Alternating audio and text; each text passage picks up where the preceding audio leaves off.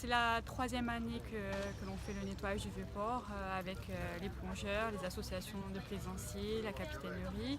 Cette année, on a invité aussi l'association Global Air Skipper avec lesquelles on fait le nettoyage de l'Arinée le 1er mai et l'association Zéro Phrase avec lesquelles on a l'habitude de travailler également pour essayer de donner un peu plus d'ampleur à cette journée. Le but, c'est de sensibiliser évidemment à l'environnement, de montrer aussi tous les déchets importants, des gros déchets qu'on va sortir du Vieux-Port pour sensibiliser les habitants de Bastia, pour qu'ils soient plus respectueux de l'environnement et puis pour mobiliser les gens à rendre notre ville plus propre et plus agréable.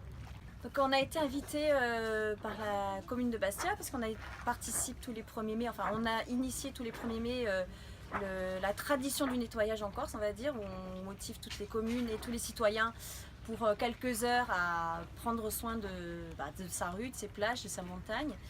Et donc on a beaucoup travaillé avec la mairie qui nous a communiqué cet événement pour aujourd'hui, qui nous a demandé de venir, notamment pour faire un zoom sur la pollution des mégots, la pollution chimique qui est engendrée lorsqu'on jette nos mégots ne serait-ce que dans le caniveau. Et tout ça finit alors en Méditerranée, entre autres, et c'est 40% de la pollution chimique. Donc les gens pensent que dans le mégot ça passe par les stations d'épuration, sauf que la station d'épuration n'élimine pas les produits chimiques.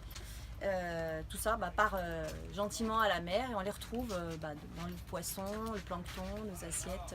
Et voilà, je suis ici en tant que militante et vous voyez bien qu'il y a essentiellement des militants de la défense de l'environnement.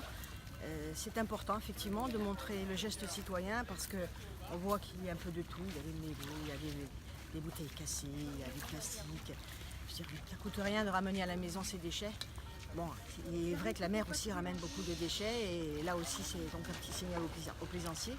Donc il faut envoyer ces signaux régulièrement, c'est très important.